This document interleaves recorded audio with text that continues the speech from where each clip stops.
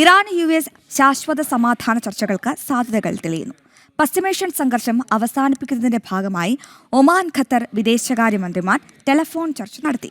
സൈനിക നടപടികൾ നിർത്തിവെച്ചത് സമാധാന ചർച്ചകൾക്ക് വഴി തുറക്കാനെന്നാണ് അമേരിക്കയുടെ UN അംബാസഡർ മൈക്ക് വാട്സ് പറഞ്ഞത്.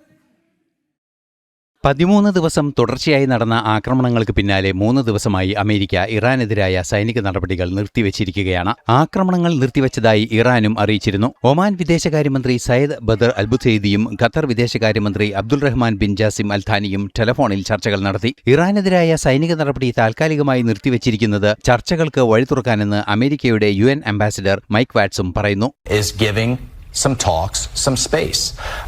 Talks are ongoing. They're happening at every level, from the more technical aspect of it all the way to the highest levels, of course, within both the Iranian government and the US government. What we are constantly seeing, though, is on the Iranian regime side, they are divided.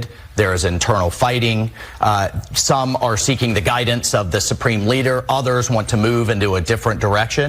US Iran ചർച്ചകൾ പുനരാരംഭിക്കുന്നതിനും സമാധാന ധാരണയിലെ വ്യവസ്ഥകൾ നടപ്പാക്കുന്നതിനും നടപടികൾ വേണമെന്ന് Qatar വിദേശകാര്യ മന്ത്രാലയം ഔദ്യോഗികമായി വ്യക്തമാക്കി. ഹോർമൂസിലൂടെയുള്ള സ്വതന്ത്ര കപ്പൽ ഗതാഗതം ഉറപ്പാക്കുന്നതിനുള്ള നടപടികൾ വേണമെന്നും ഖത്തർ വിദേശകാര്യ മന്ത്രാലയം അറിയിക്കുന്നുണ്ട്. ഇന്റർനാഷണൽ ഡെസ്ക്, ജനം.